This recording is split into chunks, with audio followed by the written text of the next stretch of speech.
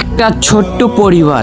সেই ছোট্ট পরিবারের দুই ভাই বাড়ি ভাগাভাগি করার জন্য মারামারি করতেছে। তাদের দুই ভাইয়ের মারামারি ঝগড়াঝাটি দেখে তার বাবা মুস্কি মুস্কি হাসতেছে।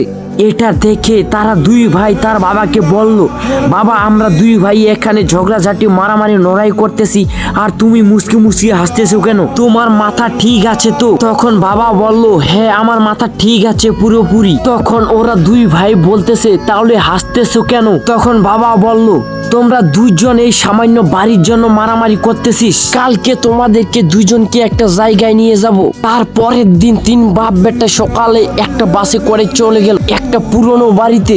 সেখানে গিয়ে তার বাবা বলতেছে, এই বাড়িটাতে তোমাদের দুই ভাইয়ের জন্ম, এখানেই তোমাদের শৈশব কেটে গেছে, আর তোমরা কি না এই বাড়ির জন্য মারামারি করতেছিস। এক সময় আমিও আমার বড় ভাইয়ের সাথে এই বাড়ির জন্য মারামারি করছিলাম, কিন্তু শেষ মেশে এই বাড়িটা আমার হয়ে গেল। কিন্তু আমার বড় ভাই আমাদেরকে সবাইকে ছেড়ে বিদেশে চলে গেল, আর যাওয়ার আগে আমাকে বলছিল এই বাড়িটা তুই রাখ, কিন্তু একটা কথা মনে রাখিস, আজকে থেকে তোর আর আমার সম্পর্ক শেষ। কালকে যেমন তোরা দুই ভাইয়ে ঝগড়াঝাটি লড়াই করতেছিস, এক সময় আমিও আমার বড় ভাইয়ের সাথে এরকম করে ঝগড়াঝাটি লড়াই করতাম।